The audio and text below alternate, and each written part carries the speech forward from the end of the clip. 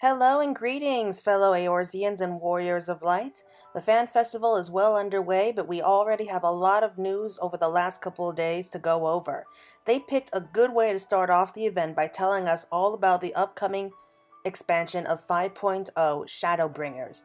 It's a dark name, and I love it. Now this video is going to be a breakdown of everything that has been confirmed for us so far for 5.0 and what we can be expecting.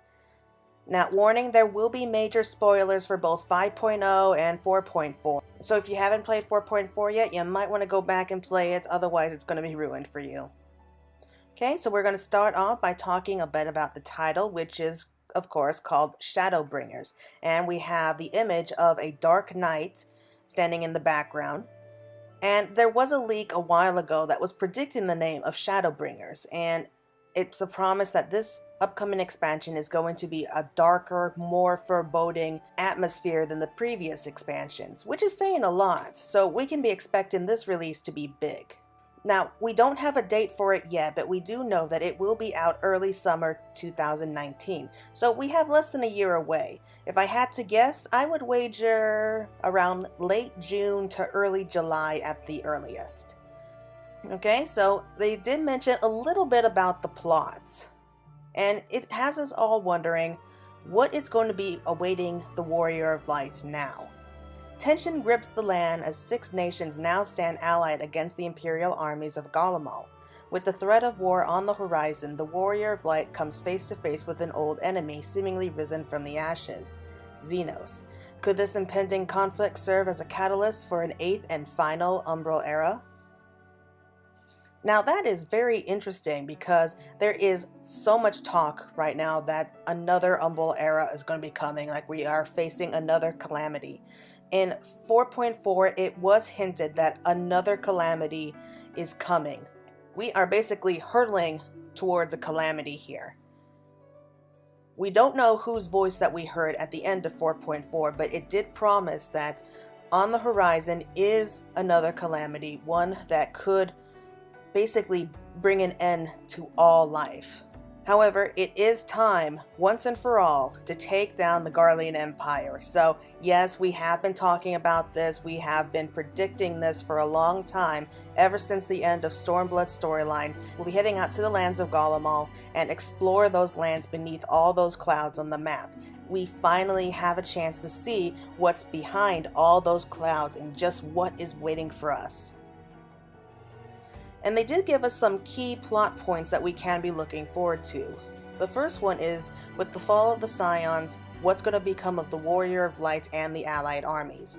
Back in 4.4, we still have Alphinaud is traveling across the lands with the Shadow Hunter, whom we know will be playing a big role in the new expansion. And with the exception of Alize, the other Scions had fallen into a deep sleep after hearing this voice during this conference that we had with the other allied nations. So we don't know exactly what's happened to them. Apparently they heard this voice and their souls were called from their bodies. So right now they're just sort of lifeless husks. We have Thancred, Y'shtola, and Urianger all basically out cold. And with the exception of Alize, we're kind of on our own here. So we don't know what's really going to happen right now. Like everything is kind of at a standstill. And we're kind of waiting to see what happens next.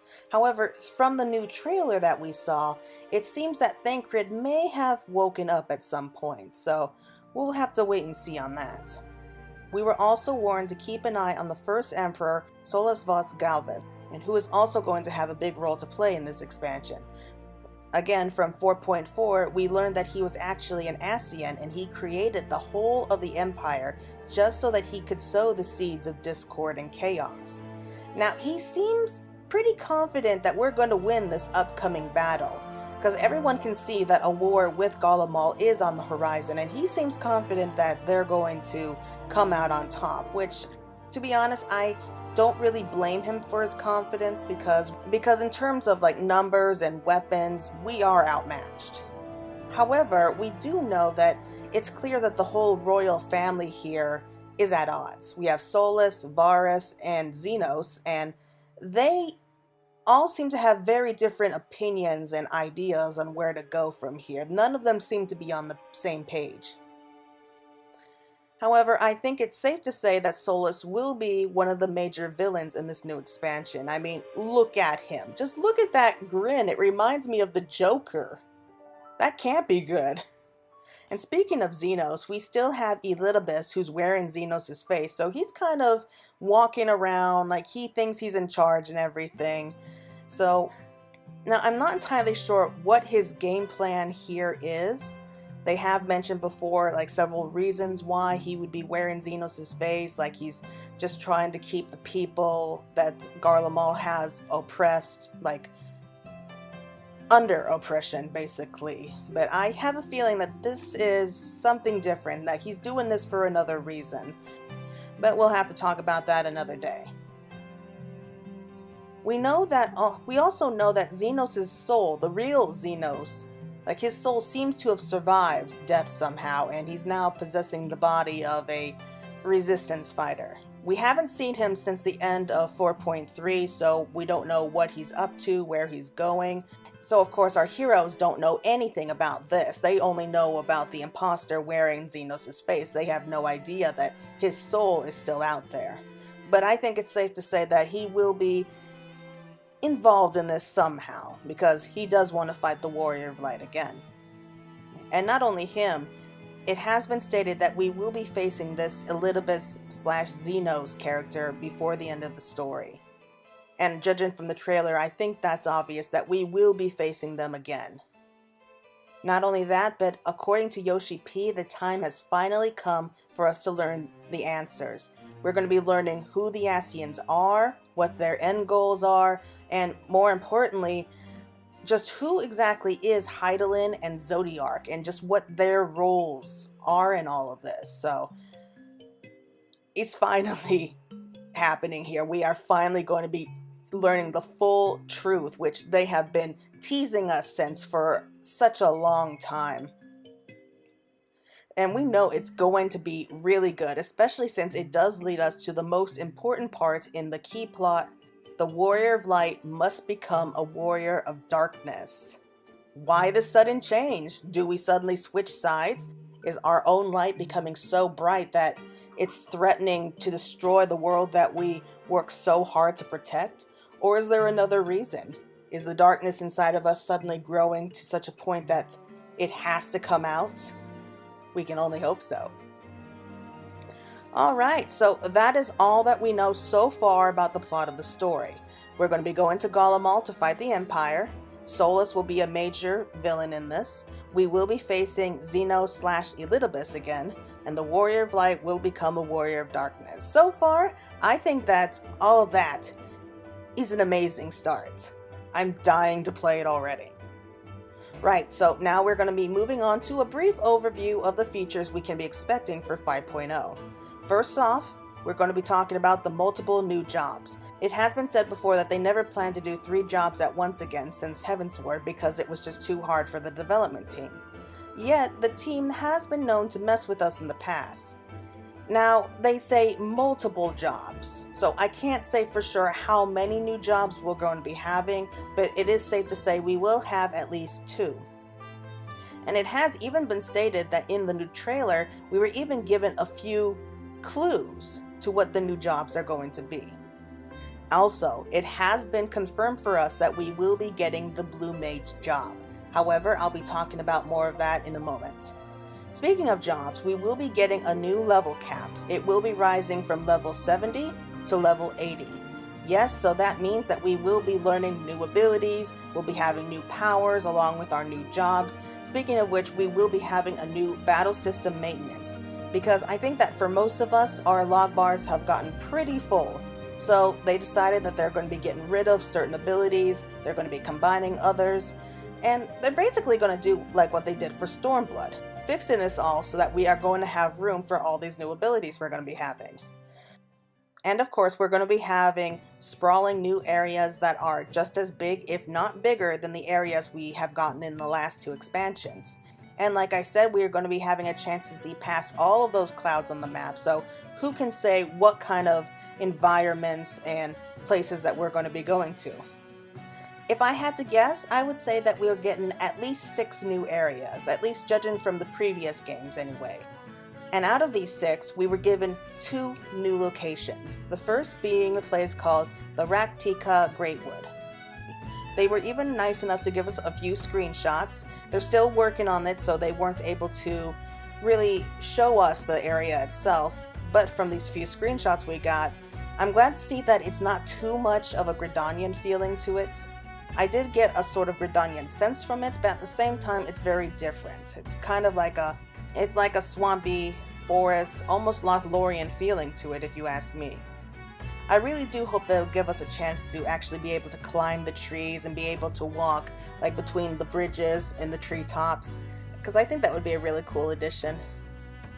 We also have what looks like some underground areas in this place, and this door looks like the possible opening to a new dungeon. The second place is a city called Arak, and it's looks like a desert-like area, and I'm guessing that it's a city that's close to either Alamigo and perhaps even Rabanastre, which would make sense because Rabanastre is within Garlemald's borders. We do see this giant wall of crystal waves that's surrounding the backside, and from this few screenshots that we have a better look at the city, and they promise that the picture itself isn't crooked. Apparently the city is all at a tilt, which is going to be fun to run through it if you ask me. Moving on, they also told us that we'll be having a couple new beast tribes and new primals to be facing, of course. Once more, judging from past games, the main scenario questline will be having around 2 or 3 primals that we'll have to face, and they'll be adding more later on. Also, they revealed that we will be seeing more races in this particular game than in the last few. They mentioned that we're going to be seeing new creatures like pixies and dwarves, and they even revealed one of the new beast tribes in the form of the new mole, a tribe that comes from Final Fantasy XII. And I have a feeling that we will be seeing a lot of Final Fantasy XII and hearing a lot of Ivalice a lot more in this game. So we can be expecting a primal from these guys and beast tribe quests from them soon enough in later patches.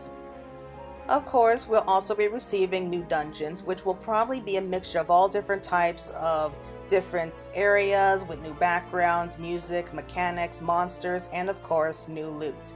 New weapons, new gear, can't wait for that.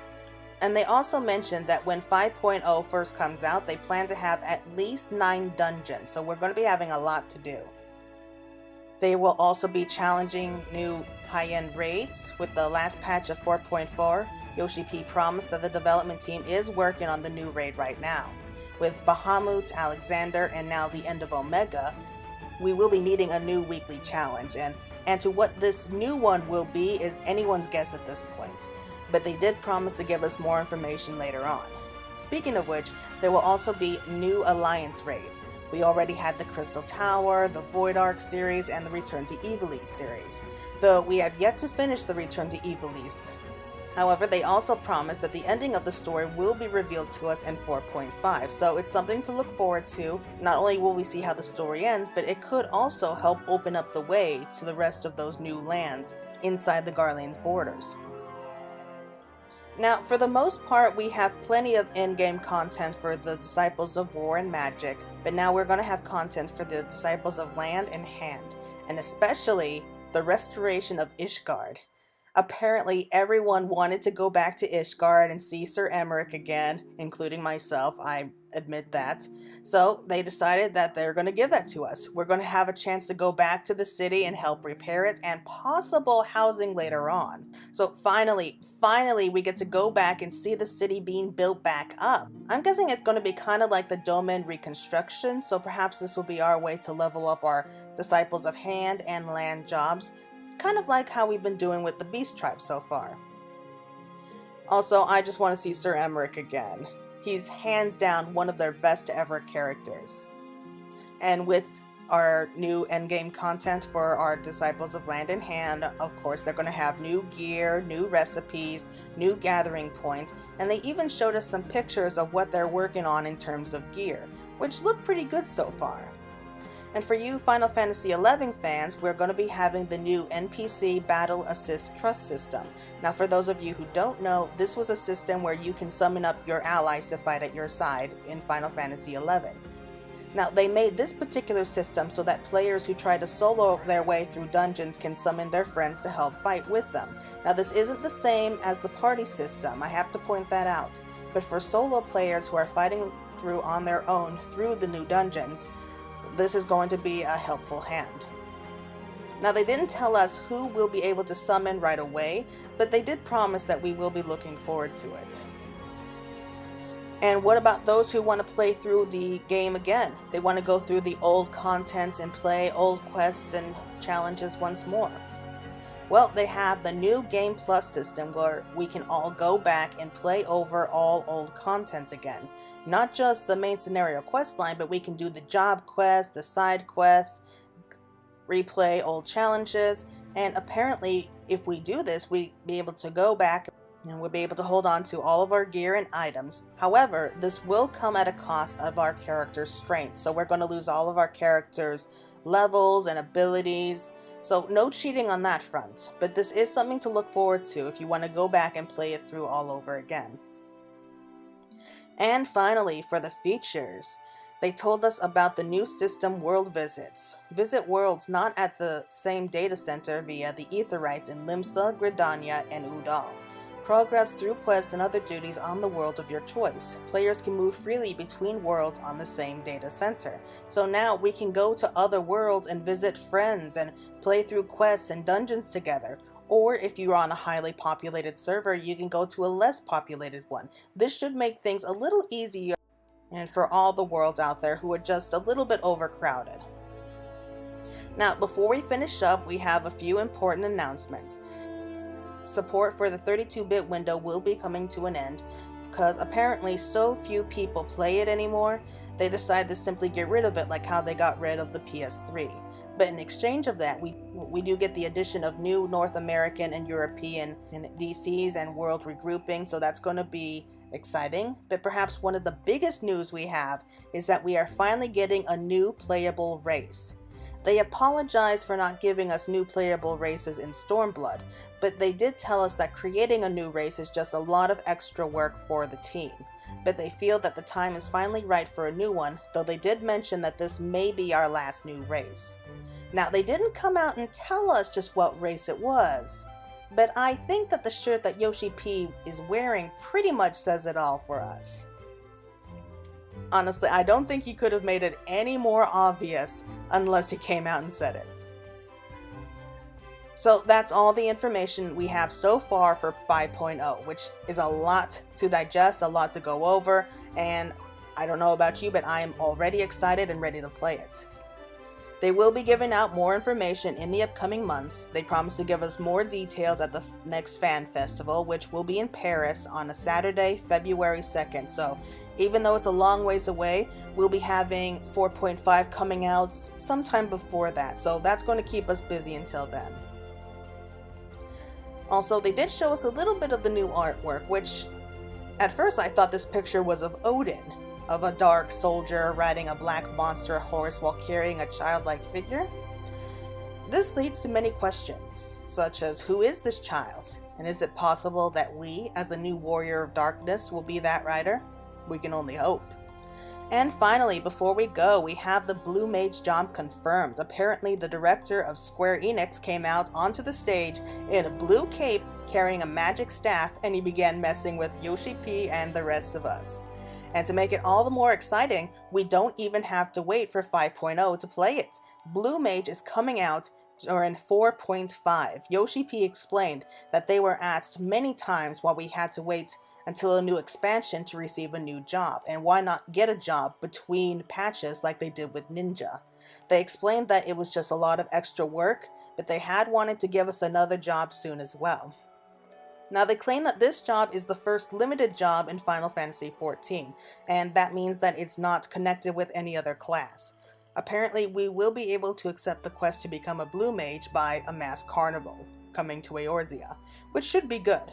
But also we are able to learn monster actions, like the classic Blue Mage. And we see right here in the demo of the job. Now, this job seems to be different in that we have to go out and fight monsters to learn their abilities. So if you just level the job up the normal way, you're not going to be getting any of these abilities. You actually have to go out and work for it. You have to hunt down these monsters and get hit by their attacks before you're able to play them, which is going to be awesome. We'll be receiving more information about the Blue Mage later on today, so I'll be able to talk more about that later on. Okay, and that's all that we know so far. That's all the information from yesterday about 5.0 and the Blue Mage.